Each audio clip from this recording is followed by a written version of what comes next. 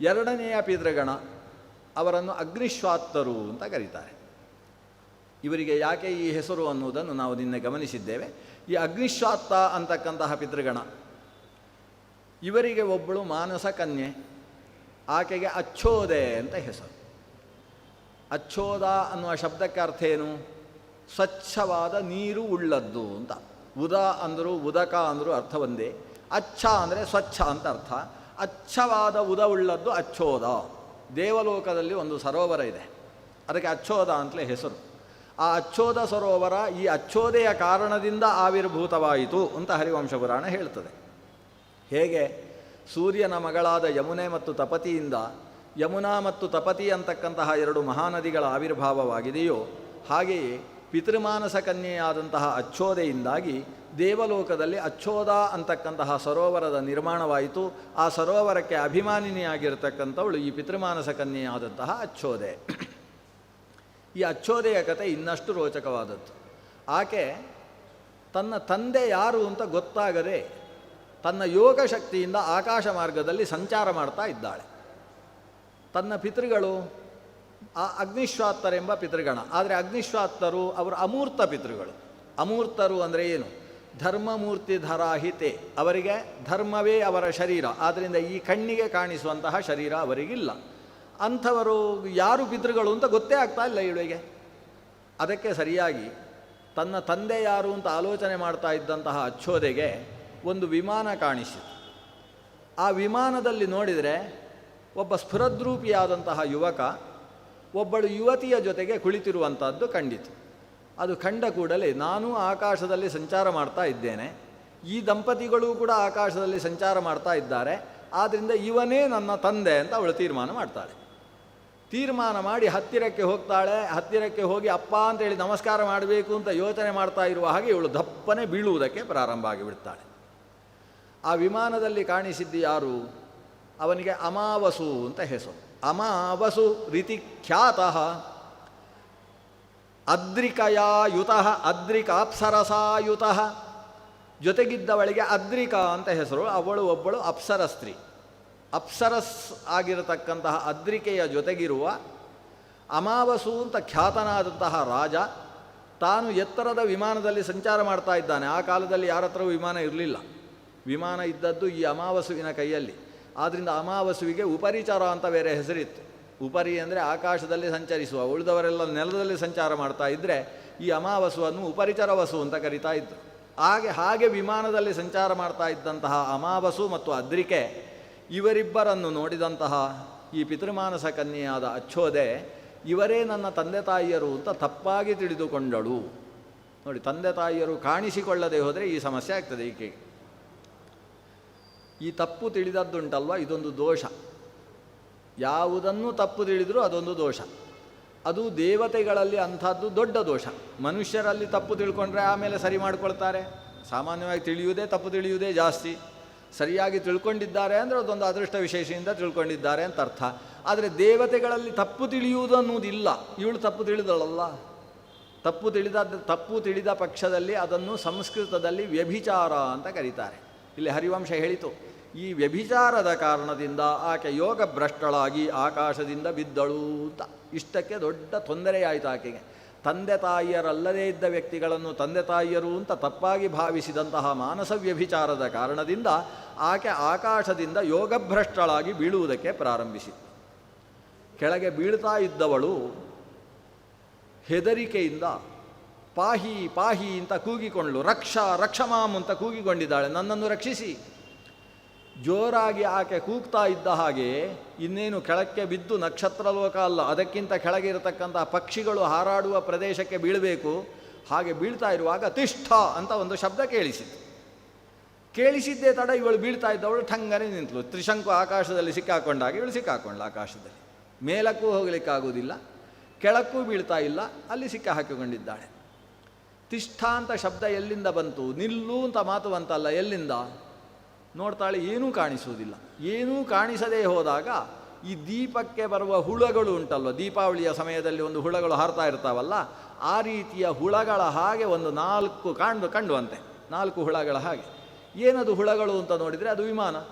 ಈ ಚಿಕ್ಕ ಮಕ್ಕಳು ಆಟ ಆಡುವ ವಿಮಾನ ಆದರೂ ಇಷ್ಟು ದೊಡ್ಡದಿರುತ್ತೆ, ಇದು ಅಷ್ಟಲ್ಲ, ಇಷ್ಟೇ ಉದ್ದದ ವಿಮಾನಗಳು 4 ಕಾಣಿಸಿದೆ.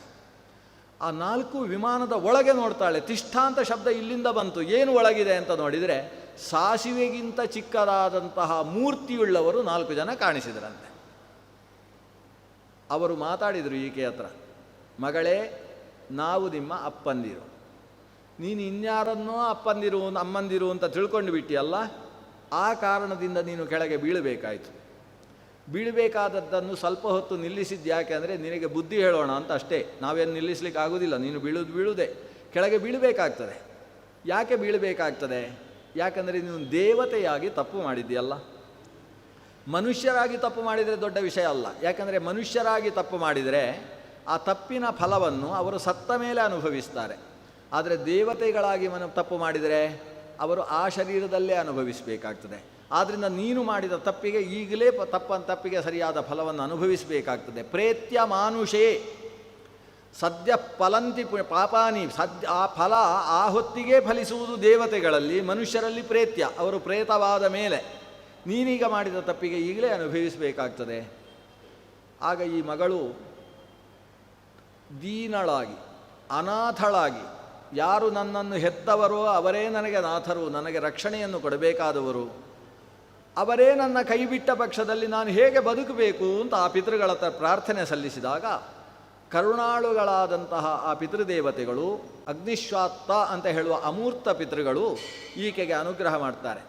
ನೀನು ಭೂಲೋಕದಲ್ಲಿ ಬೀಳ್ತಿ, ಬಿದ್ದಂತಹ ನೀನು ಯಾವ ತಾಯಿಯಲ್ಲದೇ ಇದ್ದವಳನ್ನು ತಾಯಿ ಅಂತ ತಿಳಿದೆಯೋ ಆಕೆಯ ಹೊಟ್ಟೆಯಲ್ಲಿ ಹುಟ್ಟಿ, ಯಾರು ತಂದೆಯಲ್ಲದೇ ಇದ್ದಂತಹ ವ್ಯಕ್ತಿಯನ್ನು ತಂದೆ ಅಂತ ತಿಳಿದಿದ್ದೀಯೋ ಆತನ ಕಾರಣದಿಂದ ಹುಟ್ಟಿ. ಆತನ ಹೆಂಡತಿಯಲ್ಲಿ ಹುಟ್ಟುವುದಲ್ಲ, ಯಾಕಂದರೆ ಅವಳ ಹೆಂಡತಿ ಅಲ್ಲ, ಅದಕ್ಕೆ ಅಪ್ಸರ ಸ್ತ್ರೀಯೇ ಹೊರತು ಅಮಾವಾಸುವಿನ ಪತ್ನಿ ಅಲ್ಲ. ಆದ್ದರಿಂದ ತಂದೆಯಲ್ಲದವನನ್ನು ತಂದೆ ಅಂತ ನೀನು ತಿಳಿದ ಕಾರಣದಿಂದ ಅವನೇ ಮುಂದಕ್ಕೆ ನಿನಗೆ ತಂದೆಯಾಗುವ ಹಾಗೆ ಹೇಗೇಗೋ ಹುಟ್ಟಬೇಕಾಗುತ್ತೆ ನೀನು, ಅದು ಅನಿವಾರ್ಯ. ಆದರೆ ನೀನು ಇಷ್ಟು ನಮ್ಮಲ್ಲಿ ಕೇಳಿಕೊಂಡದ್ದಕ್ಕೆ ನಿನಗೊಂದು ರಕ್ಷಣೆಯನ್ನು ಕೊಡ್ತೇವೆ. ಏನು? ನೀನು ಹುಟ್ಟಿದ ಮೇಲೆ ಸಾಕ್ಷಾತ್ ಭಗವಂತನಿಗೆ ತಾಯಿ ಆಗ್ತಿ. ಲೋಕದಲ್ಲಿ ವೇದವನ್ನು ಉದ್ಧರಿಸತಕ್ಕಂತಹ ಭಗವಂತ ಯಾವಾಗ ಆವಿರ್ಭವಿಸಿ ಬರ್ತಾನೆ ಅವನಿಗೆ ತಾಯಿಯಾಗುವಂತಹ ಸೌಭಾಗ್ಯವನ್ನು ನೀನು ಪಡೆದು ಬರ್ತಿ. ಇಷ್ಟು ಸಾಕು ನಿನಗೆ ಅನುಗ್ರಹ. ಯಾವಾಗ ಭಗವಂತನನ್ನು ಮಗನನ್ನಾಗಿ ಪಡಿತೀಯೋ ಆವಾಗ ನಿನ್ನ ಆತ್ಮಶ್ರೇಯಸ್ಸಿನ ಸಾಧನೆಯನ್ನು ನೀನು ಮಾಡಿಕೊಳ್ಳುವುದಕ್ಕೆ ಸಾಧ್ಯವಾಗ್ತದೆ. ಆದ್ದರಿಂದ ಇದನ್ನು ಶಾಪ, ನಾನು ಮಾಡಿದ ಪಾಪದ ಕರ್ಮ ಅಂತ ಭಾವಿಸಿಕೊಳ್ಳಬೇಡ. ಇದು ನಿನ್ನ ಶ್ರೇಯಸ್ಸಿಗೆ ಜೊತೆಗೆ ಲೋಕದ ಶ್ರೇಯಸ್ಸಿಗೆ ಕಾರಣವಾಗ್ತದೆ ಅಂತ ಪಿತೃಗಳು ಅನುಗ್ರಹಿಸಿದರು. ಹಾಗೆ ಪಿತೃಗಳಿಂದ ಅನುಗೃಹೀತಳಾದಂತಹ ಆ ಅಚ್ಚೋದೆ ಅಮಾವಸುವಿನ ಮಗಳಾಗಿ ಸತ್ಯವತಿ ಅನ್ನುವ ಸ್ವರೂಪದಿಂದ ಅಥವಾ ಕಾಳಿ ಅನ್ನುವ ಸ್ವರೂಪದಿಂದ ಈ ಲೋಕದಲ್ಲಿ ಆವಿರ್ಭವಿಸ್ತಾಳೆ. ಅದು ಕೂಡ ಹೇಗೆ? ರಾಜ ಅಮಾವಸು ತನ್ನ ಮನೆಯಲ್ಲಿ ಪತ್ನಿ ಆಕೆ ವಸ್ತುತಃ ಋತುಮತಿಯಾಗಿದ್ದಾಳೆ. ಅವತ್ತು ತಾನು ಗರ್ಭಾಧಾನದ ಸಂಸ್ಕಾರವನ್ನು ನಡೆಸಬೇಕಾಗಿರತಕ್ಕಂತಹ ಶುದ್ಧ ಕಾಲವಿತ್ತು.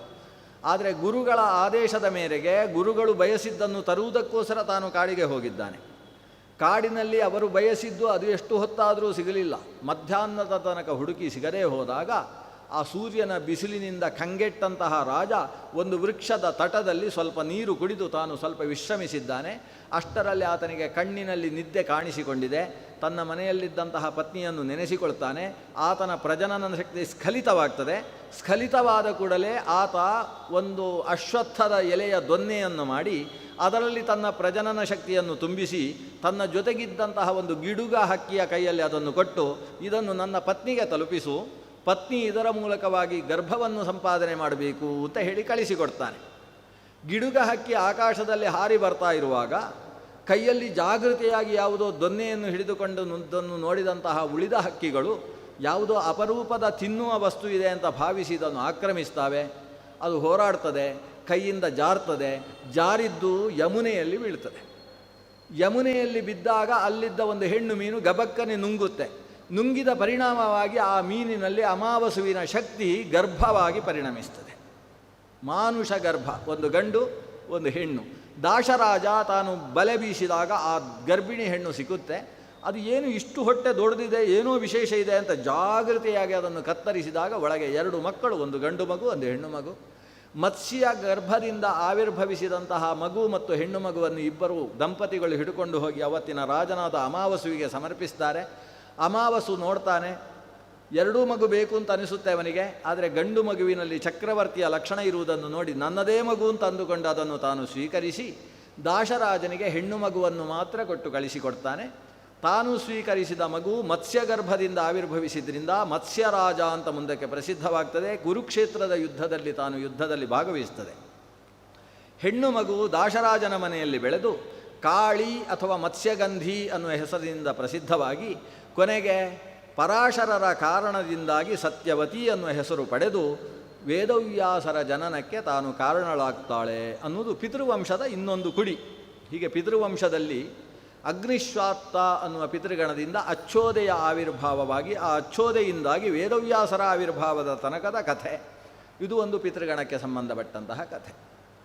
ಮತ್ತು ಮೂರನೆಯ ಪಿತೃಗಣಕ್ಕೆ ಬರ್ಹಿಷದರು ಅಂತ ಹೆಸರು. ಋಗ್ವೇದದಲ್ಲಿ ಬಂದಿರುವ ಪಿತೃಗಳ ಹೆಸರು ಇದು, ಬರ್ಹಿಷದಃ ಅಂತ.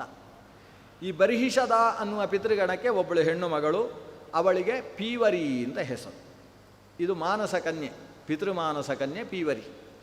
ಪೀವರಿಯನ್ನು ಕೊಟ್ಟು ವಿವಾಹ ಮಾಡ್ತಾರೆ. ಅದರಲ್ಲಿ ಪೀವರಿಯಲ್ಲಿ ಆವಿರ್ಭಾವಗೊಂಡದ್ದು ಒಟ್ಟು 5 ಜನ ಮಕ್ಕಳು. ಪೀವರಿಯನ್ನು ಕೊಟ್ಟದ್ದು ಯಾರಿಗೆ? ಈ ವೇದವ್ಯಾಸರ ಮಗನಿಗೆ, ಶುಕಾಚಾರ್ಯರಿಗೆ. ನಮಗೆ ಭಾಗವತ ಎಲ್ಲ ಕೇಳಿದವರಿಗೆ ಆಶ್ಚರ್ಯ ಅನಿಸುವ ಕಥೆ ಇಲ್ಲಿ ಉಂಟು. ಶುಕಾಚಾರ್ಯರಿಗೆ ಪಿತೃಮಾನಸ ಕನ್ಯೆಯಾದಂತಹ ಪೀವರಿಯನ್ನು ಕೊಟ್ಟು ವಿವಾಹ ಮಾಡ್ತಾರೆ. ಶುಕಾಚಾರ್ಯರು ಪೀವರಿಯಲ್ಲಿ 5 ಜನ ಮಕ್ಕಳಿಗೆ ತಂದೆಯಾಗ್ತಾರೆ. ಯೋಗಾಚ, ಯೋಗ ಮಾತಾಚ, ಯೋಗಿನೀಚ ತಥೈವಚ. ಅವಳು ಎಂಥವಳು ಪೀವರಿ ಅಂದರೆ ತಾನು ಸ್ವತಃ ಯೋಗಾಭ್ಯಾಸವನ್ನು ಮಾಡಿರತಕ್ಕಂಥವಳು, ಯೋಗಿಗಳಿಗೆ ಹೆಂಡತಿಯ ತಾಯಿಯಾಗತಕ್ಕಂಥವಳು. ಅವಳು ಪಡೆದಂತಹ ಮಕ್ಕಳೆಲ್ಲ ಮಹಾಯೋಗಿಗಳಂತೆ. ಜೊತೆಗೆ ಯೋಗಿಯಾದಂತಹ ಶುಕಾಚಾರ್ಯನನ್ನೇ ಪತಿಯನ್ನಾಗಿ ಪಡೆದಿರತಕ್ಕಂಥವಳು, ಸ್ವತಃ ತಾನೂ ಕೂಡ ಯೋಗಿನಿಯಾಗಿರ್ತಕ್ಕಂಥವಳು. ಅಂತಹ ಪೀವರಿ ಈ ಶುಕಾಚಾರ್ಯರ ಪತ್ನಿಯಾಗಿ 5 ಜನ ಮಕ್ಕಳಿಗೆ ತಾಯಿಯಾಗ್ತಾಳೆ. ಅದರಲ್ಲಿ 4 ಜನ ಗಂಡು ಮಕ್ಕಳು. ಅದರಲ್ಲಿ ಕೃಷ್ಣ ಮೊದಲಾದಂತಹ 4 ಜನ ಮಕ್ಕಳು. ಕೃಷ್ಣ ಅಂದರೆ ದೇವಕೀ ಸುತ ಕೃಷ್ಣ ಅಲ್ಲ, ಇವನು ಒಬ್ಬ ಕೃಷ್ಣ, ಒಬ್ಬ ಋಷಿ. ಅವರೆಲ್ಲರೂ ಕೂಡ ಯೋಗಿಗಳು. ಆ ಯೋಗಶಾಸ್ತ್ರವನ್ನು ರಚನೆ ಮಾಡಿದವರು, ಅವರ ತಾಯಿ ಈಕೆ. ಇನ್ನೊಬ್ಬಳು ಹೆಣ್ಣು ಮಗಳು, 5ನೇಯವಳು ಹೆಣ್ಣು ಮಗಳು, ಅವಳಿಗೆ ಕೃತ್ವಿ ಅಂತ ಹೆಸರು. ಹೀಗೆ ಪೀವರಿ, ಕೃತ್ವಿ. ಆ ಕೃತ್ವಿಯನ್ನು ಶುಕಾಚಾರ್ಯರೇ ಕೊಟ್ಟು ವಿವಾಹ ಮಾಡ್ತಾರೆ. ಹೀಗೆಲ್ಲ ಮುಂದುವರಿಯುತ್ತದೆ. ಅಂತೂ ಶುಕಾಚಾರ್ಯರು ಇಷ್ಟು ದಾಂಪತ್ಯವನ್ನು ಮಾಡಿ 5 ಜನ ಮಕ್ಕಳಾದ ಮೇಲೆ ಅವರಿಗೆ ಒಂದು ದಿವಸ ವೈರಾಗ್ಯ ಬಂತಂತೆ. ಭಾಗವತ ಕೇಳಿದ್ರಿಂದ ಬಂದದ್ದು. ಈ ಭಾಗವತ ಕೇಳಿದರೆ ಎಲ್ಲ ಮದುವೆ ಆದದ್ದೆಲ್ಲ ಹೋಗಿಬಿಡ್ತದೆ. ಹೀಗೆ ಶುಕಾಚಾರ್ಯರು ಸರಿಯಾಗಿ ಭಾಗವತ ಕೇಳಿದರೆ ಹಾಗೆ, ಎಡವಟ್ಟಾಗಿ ಭಾಗವತ ಕೇಳಿದರೆ 1 ಮದುವೆ ಆಗಿದ್ದವ 4 ಮದುವೆ ಆಗುವ ಸಾಧ್ಯತೆಯೂ ಉಂಟು. ಅದು ಶುಕಾಚಾರ್ಯರು ಪರಮ ವೈರಾಗ್ಯ ಸಂಪನ್ನರಾಗಿ ಪ್ರೌರಜನವನ್ನು ಹೊಂದಿ ಎಲ್ಲವನ್ನೂ ಬಿಟ್ಟು ಅವಧೂತ ವಿಶೇಷ ಶಿಖಾಮಣಿಗಳಾಗ್ತಾರೆ. ಆದರೆ ವಿಶೇಷತೆ ಏನು ಅಂದರೆ ಅವರು ತಾವು ಸಂಸಾರವನ್ನು ಅಷ್ಟು ದೀರ್ಘಕಾಲ ನಡೆಸಿದ್ದರೂ ಕೂಡ ಸಂಸಾರದಲ್ಲಿ ಕಮಲದ ಪತ್ರದ ಹಾಗೆ ಇರಬೇಕು ಇಲ್ಲದಿರಬೇಕು ಅನ್ನುವ ಮಾತಿಗೆ ಅನುಗುಣವಾಗಿದ್ದುಕೊಂಡು ಪದ್ಮಪತ್ರಮಿವಾಂಭಸಿ ಅನ್ನುವ ರೀತಿಯಲ್ಲಿ ತಾವು ಜೀವನವನ್ನು ನಡೆಸಿದ ಪರಿಣಾಮ ಏನಾಗಿತ್ತು ಅಂದರೆ ಶುಕಾಚಾರ್ಯರಿಗೆ ಎಷ್ಟು ವರ್ಷವಾದರೂ 16 ವರ್ಷದವರ ಹಾಗೆ ಕಾಣ್ತಾ ಇತ್ತು. ಯಾವಾಗ ಮನುಷ್ಯನಿಗೆ ವಯಸ್ಸು ಬೇಗ ಜಾಸ್ತಿ ಆಗೋದು ಯಾಕೆ? ಕೆಲವರಿಗೆ 16 ವರ್ಷವಾದರೆ ತಲೆಗೂದಲೆಲ್ಲ ಬೆಳ್ಳಗಾಗುತ್ತಲ್ವ, ಯಾಕೆ? ಟೆನ್ಷನ್. ಈ ಟೆನ್ಷನ್ ಮಾಡಿಕೊಂಡ್ರೆ ಅಂದರೆ ಸಂಸಾರದಲ್ಲಿ ಜಾಸ್ತಿ ತಲೆ ಮೇಲೆ ಹಾಕ್ಕೊಂಡ್ರೆ ಆವಾಗ ಅವರಿಗೆ ಬೇಗ ವಯಸ್ಸಾಗ್ತದೆ. ಏನು 25-30 ವರ್ಷ ಆಗಬೇಕಾದ್ರೆ ನಿಮಗೆ ಷಷ್ಠಿ ಪೂರ್ತಿ ಆಗಿದೆಯಾ ಅಂತ ಕೇಳುವ ಹಾಗಿರ್ತಾರಲ್ಲ. ಇದು ಯಾಕಂದರೆ ಸಿಕ್ಕಾಬಟ್ಟೆ ಟೆನ್ಷನ್ ಮಾಡಿಕೊಳ್ಳೋದ್ರಿಂದ ಹಾಗಾಗೋದು. ಯಾರು ಎಲ್ಲವನ್ನೂ ಭಗವಂತನ ಮೇಲೆ ಹಾಕಿ ಶಾಂತವಾಗಿ ಯಾವುದನ್ನೂ ಅಂಟಿಸಿಕೊಳ್ಳದೇ ಇರ್ತಾರೋ ಅವರಿಗೆ 300 ವರ್ಷವಾದರೂ ಕೂಡ 25 ವರ್ಷದವರ ಹಾಗೆ ಇರ್ತಾರೆ ಅಂತ ಶುಕಾಚಾರ್ಯರು ಹೇಳ್ತಾರೆ. ಒಬ್ಬರು ಹಿಮಾಲಯದ ತಪ್ಪಲಿನ ಸ್ವಾಮಿರಾಮ ಬರೆದಂತಹ ಒಂದು ವಿಶಿಷ್ಟವಾದ ಪುಸ್ತಕ ಇದೆ. ಆ ಹಿಮಾಲಯದಲ್ಲಿರತಕ್ಕಂತಹ ಅನುಭಾವಿಗಳ ಬಗ್ಗೆ ಬರ್ತದೆ. ಅದರಲ್ಲಿ 335 ವರ್ಷದ ಒಬ್ಬ ಸ್ವಾಮಿಯನ್ನು ಕಂಡಿದ್ದೇನೆ, ಅವರು 35 ವರ್ಷದವರು ಅಂತ ಅವರ ಚಿತ್ರವನ್ನು ಕೂಡ ಪಬ್ಲಿಷ್ ಮಾಡಿದ್ದಾರಲ್ಲ. ಇದೆಲ್ಲ ಹೇಗೆ ಸಾಧ್ಯ ಆಗ್ತದೆ? ಯೋಗದಿಂದ ಅಂತಹದ್ದು ಸಾಧ್ಯ ಆಗ್ತದೆ. ಶುಕಾಚಾರ್ಯರು ಸ್ವತಃ ಯೋಗಿಗಳಾದ್ದರಿಂದ ಆ ಯೋಗ ಪ್ರಾಣಾಯಾಮದ ಬಲದಿಂದ ತನ್ನ ಶರೀರದಲ್ಲಿ ಯಾವತ್ತೂ 16 ವರ್ಷ ಇರುವ ಹಾಗೆ ಇದ್ದಾರೆ. ನಮಗೆ ಯೋಗಿಗಳಲ್ಲಿ ಮೊದಲು ಯಾರು ಕಾಣಿಸುವುದು? ಸನಕ, ಸನಂದನ, ಸನಾತನ, ಸನಸ್ಸುಜಾತ ಅಂತ. ಇವರಿಗೆಲ್ಲ ಹೆಸರೇನು? ಕುಮಾರರು ಅಂತ, ಸನತ್ ಕುಮಾರರು ಅಂತ ಹೆಸರು. ಸನತ್ ಕುಮಾರ ಅಂದರೆ ಅರ್ಥ ಸನಾತನವಾಗಿ ಕುಮಾರರಾಗಿಯೇ ಇರುವವರು ಅಂತ. ಆ ರೀತಿಯ ಕೌಮಾರ್ಯ ಯಾಕೆ ಅವರಿಗೆ? ಯಾವತ್ತೂ ವಯಸ್ಸಾಗುವುದಿಲ್ಲ ಯಾಕೆ? ಅವರು ಯೋಗಿಗಳು. ಈ ಯೋಗ ಅನ್ನುವುದು ಶರೀರದಲ್ಲಿ ಆಗುವ ಅನೇಕ ವಿಕಾರಗಳನ್ನು ತಡೆದು ಹಿಡಿಯತಕ್ಕಂಥದ್ದು ಅನ್ನುವುದು ಅನೇಕ ಪ್ರಾಚೀನ ಗ್ರಂಥಗಳಿಂದ ನಮಗೆ ಸ್ಪಷ್ಟವಾಗತಕ್ಕಂಥದ್ದು. ಅಂತಹ ಯೋಗಿಗಳಾದ್ದರಿಂದ ಶುಕಾಚಾರ್ಯರು ಆಪೀಚ್ಯ ವಯಸ್ಸು ಅಂತ ಹೇಳಿದರೆ 16 ವರ್ಷದ ತರುಣನ ಹಾಗೆ ಕಾಣ್ತಾ ಇದ್ದರು ಅಂತ ಭಾಗವತ ಹೇಳುತ್ತೆ.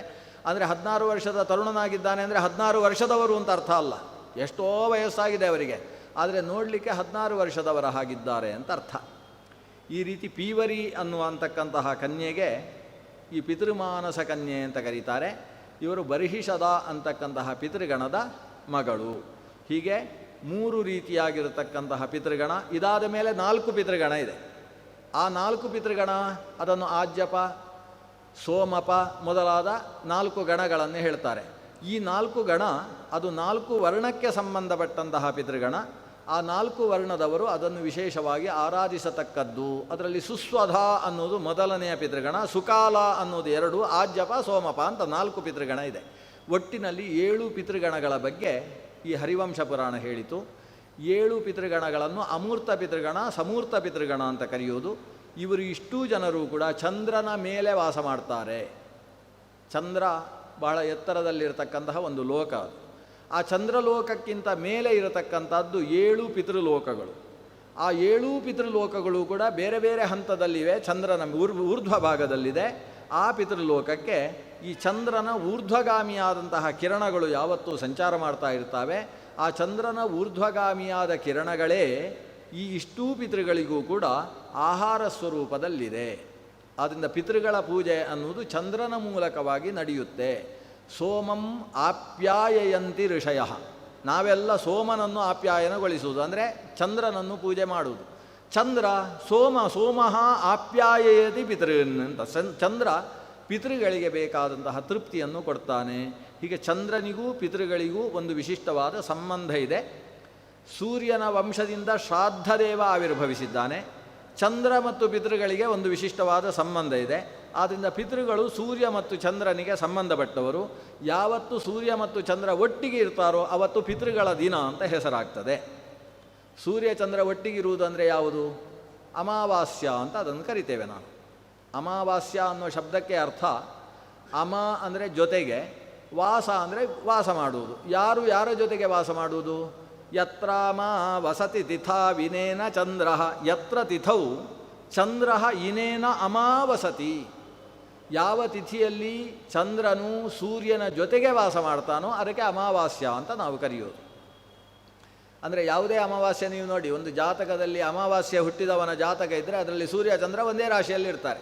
ಸೂರ್ಯ ಚಂದ್ರ ಒಟ್ಟಿಗಿದ್ದಾರೆ ಅಂದರೆ ಅದು ಅಮಾವಾಸ್ಯೆ ಅಂತಲೇ ಅರ್ಥ. ನಾವು ಆಕಾಶ ನೋಡಿದರೆ ನಮಗೆ ಗೊತ್ತಾಗುತ್ತೆ, ಆದರೆ ಅಷ್ಟು ನೋಡುವಷ್ಟು ಪುರುಸೋತ್ತೇ ಇಲ್ಲ. ಈಗಿನ ಮಕ್ಕಳಿಗಂತೂ ಸೂರ್ಯ ಎಲ್ಲಿರ್ತಾನೆ ಅಂದರೆ ಟಿ ವಿಯಲ್ಲಿರ್ತಾನೆ ಅಂತ ಹೇಳ್ತಾರೆ.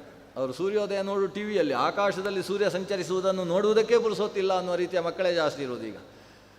ಸೂರ್ಯ ಉದಯಿಸುವ ಹೊತ್ತಿಗೆ ಚಂದ್ರ ಉದಯಿಸ್ತಕ್ಕಂತಹ ಕಾಲ, ಸೂರ್ಯ ಉದಯಿಸುವ ಹೊತ್ತಿಗೆ ಚಂದ್ರ ಅಸ್ತನಾಗುವ ಕಾಲ, ಇದನ್ನೆಲ್ಲ ಆಕಾಶ ನೋಡಿದರೆ ನಮಗೆ ಅರ್ಥ ಆಗ್ತದೆ.